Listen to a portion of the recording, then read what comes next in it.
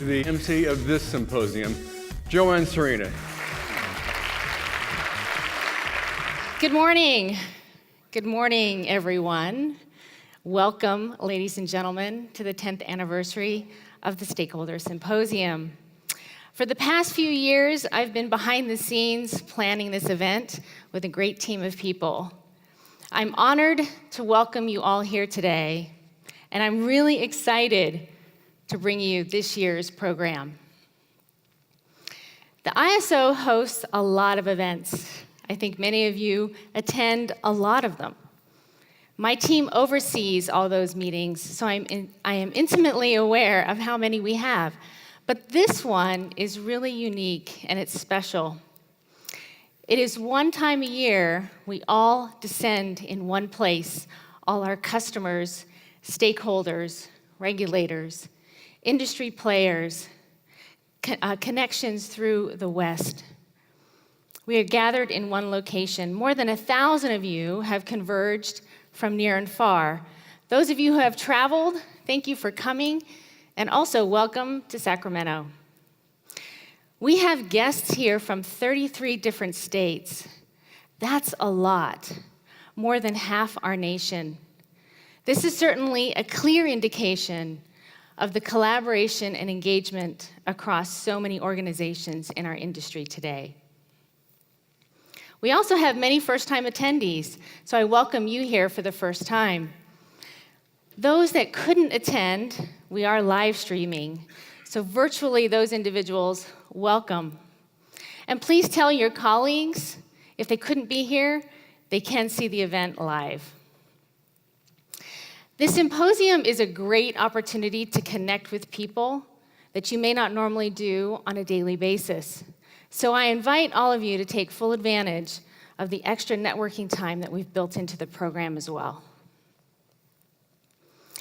So Steve mentioned the event's a little different this year. So those of you who are familiar with it may have noticed that we have a bigger main stage area. We wanted to accommodate more of you more comfortable seating, and you can thank me for that later. The lobby area outside used to be our technology showcase and a lobby networking area. We've now dedicated it to networking. There will be drinks and snacks there available to you at all times. So we relocated our technology show downstairs in Exhibit Hall B, where you came in for registration. All of the vendors are located there, and that great car display. Did everybody see that great car display? All the meals will be served there, breakfast and lunch. And then this afternoon at 4:30, we will host a special reception.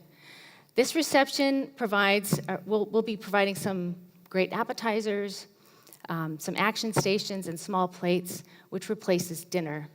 If you still are interested in dinner, there are plenty of dining options in the Sacramento area, and we're more than happy to help guide you through a list. So again, this year, we have many exhibitors, as I mentioned in Exhibit Hall B. I invite all of you to visit with the exhibitors, especially during lunch. And for the first time, we have companies sponsoring our event. All our sponsors and exhibitors help reduce the cost for all of you. Let's please give our vendors and sponsors a hearty round of applause.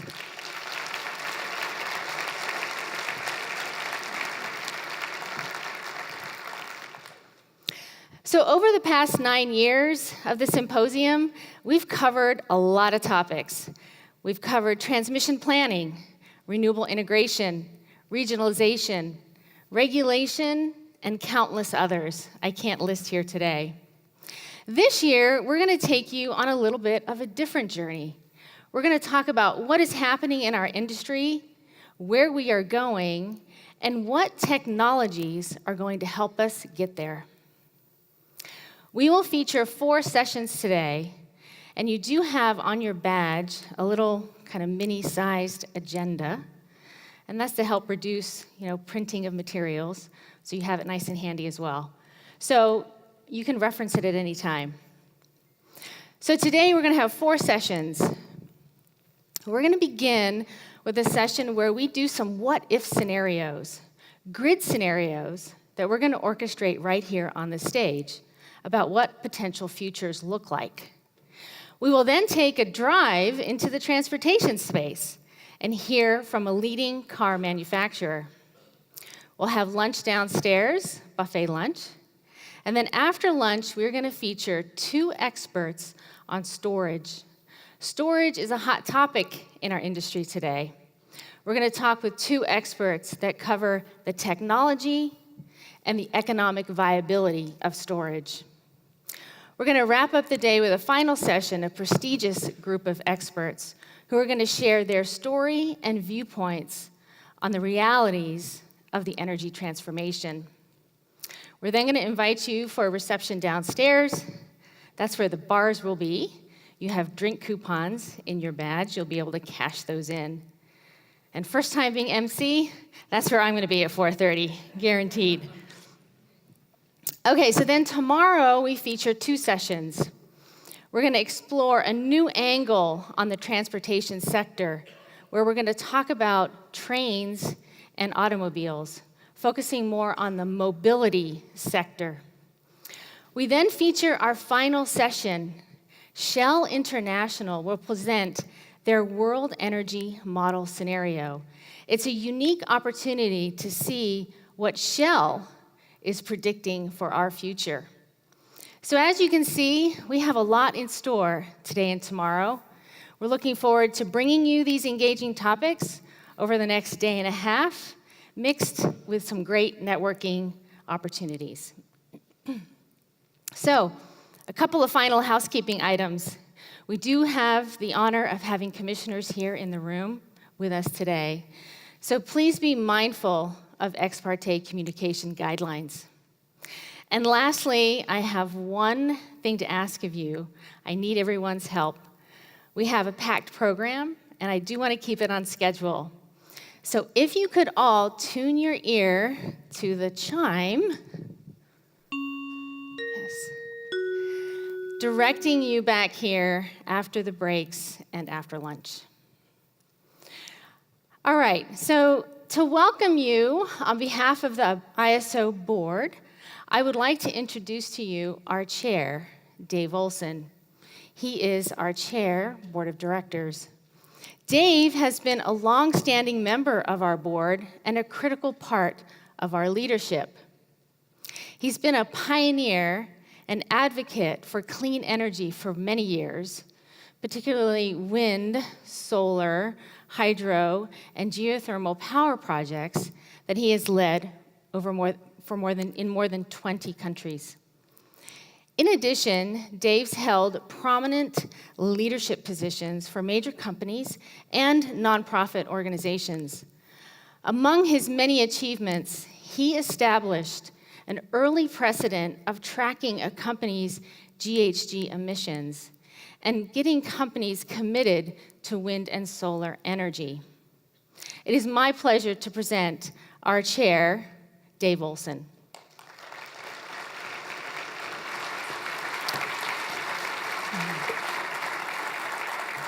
Thank you, Joanne. Thank you.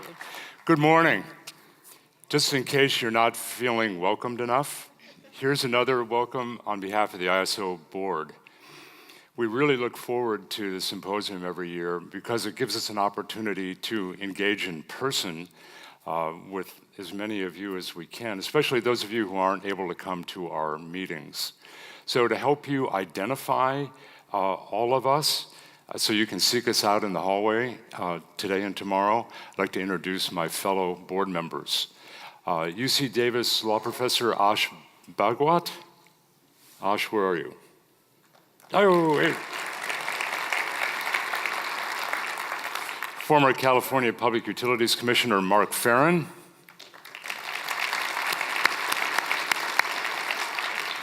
And Angelina Galeteva, founder and board chair of the Renewables 100 Policy Institute.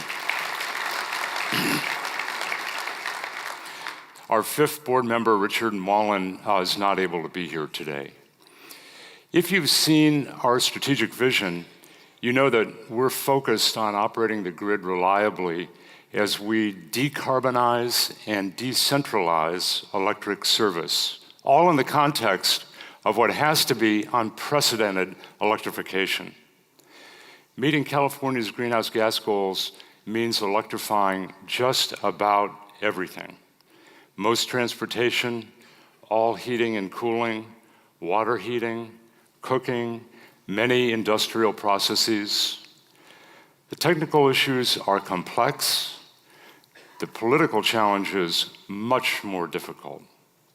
The timeline is short. There are a lot of questions about whether or not the goals are really achievable.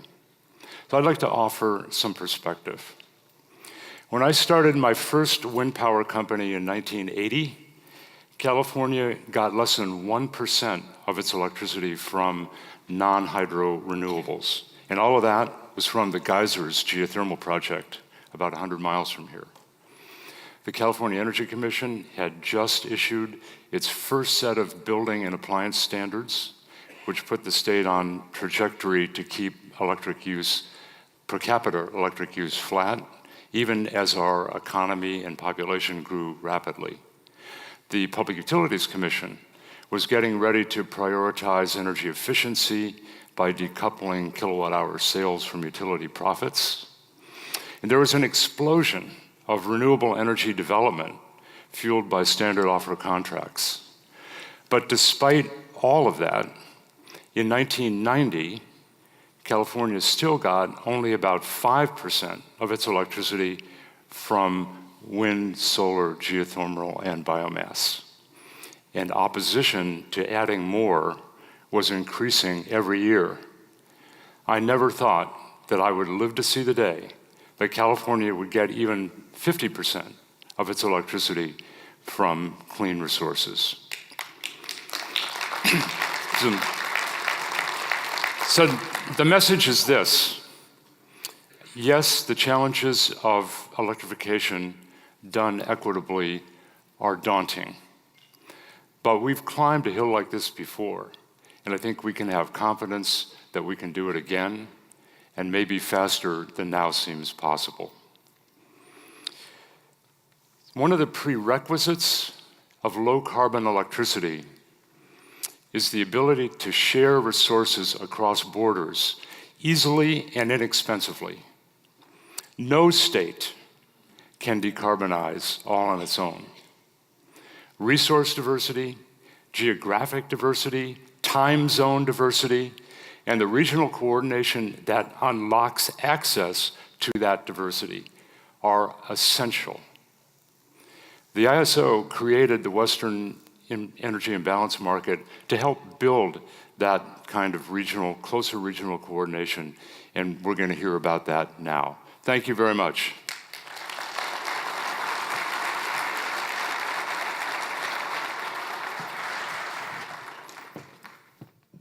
Thank you, Dave, for those warm, welcoming remarks. So I do want to introduce Val Fong. Valerie, yes, thank you. Another leader at the forefront of the ISO's energy imbalance market is the chair of the EIM governing body, Valerie Fong.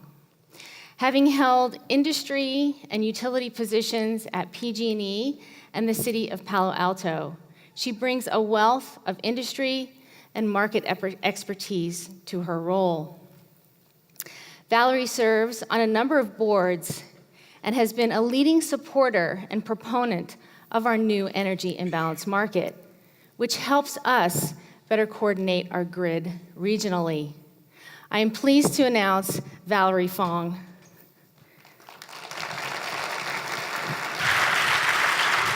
Thank you very much. The baton. Thank you, Joanne, and good morning to all of you. Trying to check out where my EIM governing body members are. On behalf of the entire EIM, Energy Imbalance Market, EIM governing body, I'm honored to welcome all of you here today. I am going to ask my governing body members to raise their hands. In Carl's case, just in case you might miss him, I actually want him to stand up. So first, Vice Chair Carl Linville.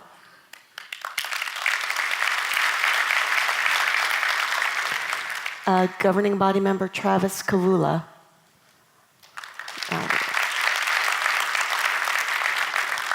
Governing Body Member John Prescott. Governing Body Member Christine Schmidt.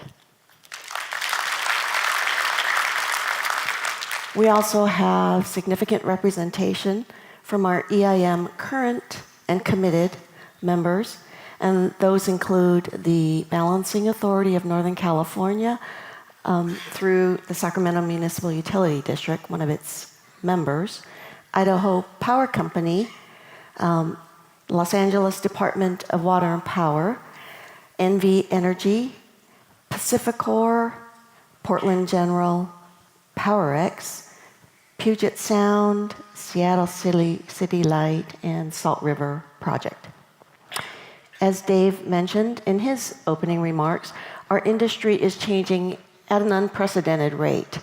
Over the course of the last 4 short years, we've introduced an entirely new market, the energy imbalance market, which is a real-time market that operates throughout much of the West. This EIM is transforming our industry by enabling the sharing of resources across state boundaries. Since its debut in 2014, we now have 8 participating entities serving 42 million energy users across the West. In the past 4 years, the EIM benefits have surpassed $400 million, and we're fast approaching $500 million in savings for the West without building a single power plant and without adding transmission lines, but accomplished through the optimizing of resources in real time and through regional collaboration. By utilizing excess generation, the EIM decreased carbon emissions by more than 306,000 metric tons, which is equivalent to removing 65,000 cars off the road for a year. And over the next 2 years, we're going to see the addition of Bank, Balancing Authority of Northern California, LADWP, Salt River Project, and Seattle City Light, and we anticipate that those benefits will continue to increase. So paraphrasing a bit from a well-known quote, the EIM is a small step for the industry and a giant leap for regional collaboration and for reducing greenhouse gases and costs across the West. Here in California, we just adopted very ambitious renewable goals.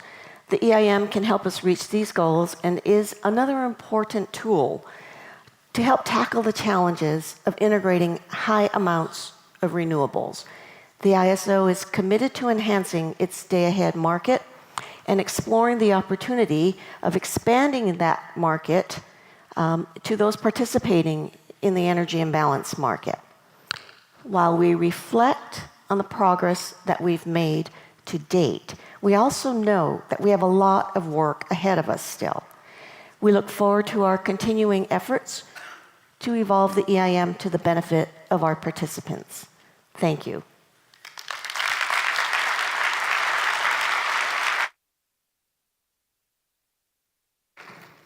Thank you, Valerie. I can see I'm going to get my steps in today. All right, Steve, I know you're going to do this to me. Ladies and gentlemen, our CEO and President, Steve Berberick.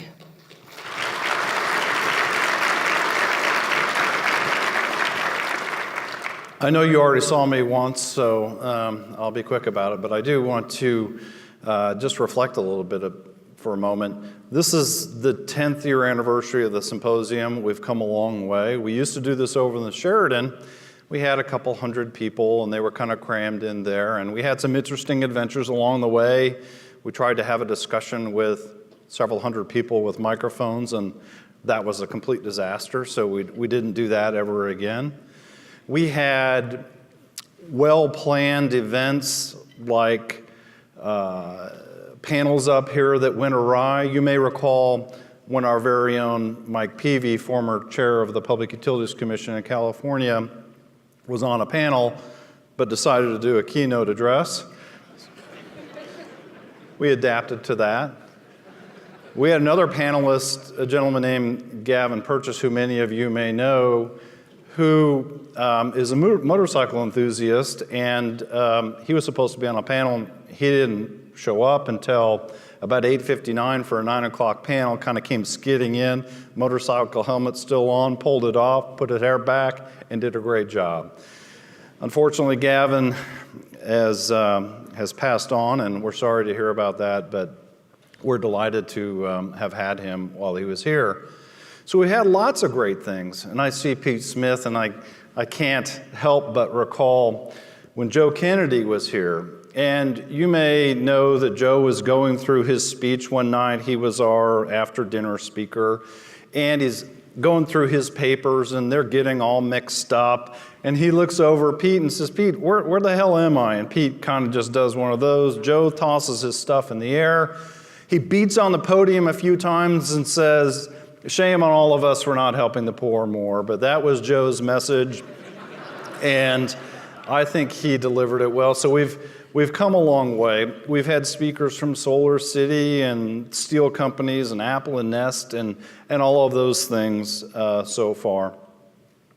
We've spoken about renewables and transmission and regional and the electric grid of tomorrow. I would very much like to take the opportunity to thank our board, to thank the EIM governing body for their support and help as we move through this new and dynamic 21st century grid. I also want to take the opportunity to recognize the leadership that we have in the room, commissioners and state energy advisors and all of those, and we welcome you. We look forward to the collaboration that we can have with all of you as well. So this event has really grown up. Here we are with 1,000 people now in this big room, and we look forward to the continued dialogue. We're going to move now, I think, to a discussion about future technologies that may move the grid forward, electric vehicles and storage, and how are they going to advance.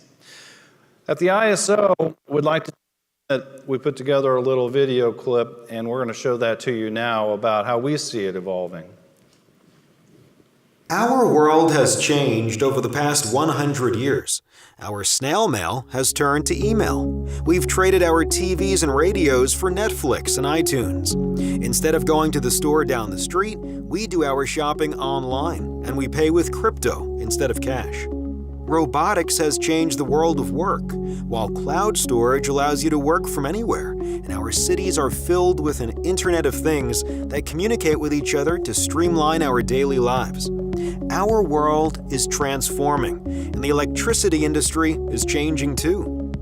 With increased demand for renewable electricity, the energy sector is changing at an unprecedented pace, with various influences shaping the future of the industry. Environmental concerns have brought clean energy goals center stage, as we look for ways to phase out fossil fuels and reduce our dependence on energy sources that harm our planet. Evolving technologies give us new ways to tackle the challenges of integrating large amounts of renewable energy onto our grid, while promoting energy storage and efficiency. The system has become less centralized over time as distributed energy sources join the grid.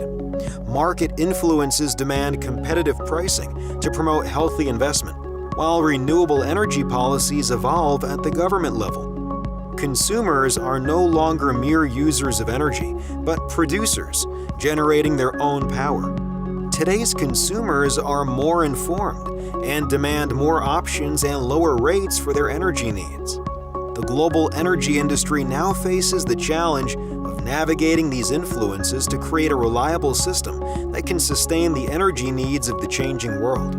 Our rapidly changing world demands a rapidly adaptable energy industry. But where do we go from here? How can we plan ahead for the energy demands of the future? The decisions we make today are critical to the success of tomorrow. There is no one-size-fits-all solution, but rather a suite of solutions working in harmony to create the energy industry of the future. Can we transition to 100% zero-carbon energy sources? How can technology help us with energy storage, as well as the electrification of transportation and other sectors? Can we collaborate by sharing resources and leveraging our infrastructure more effectively? What challenges will the future bring? And how do we remain agile in the face of the unknown? Planning for the energy needs of the future starts now. The future is now.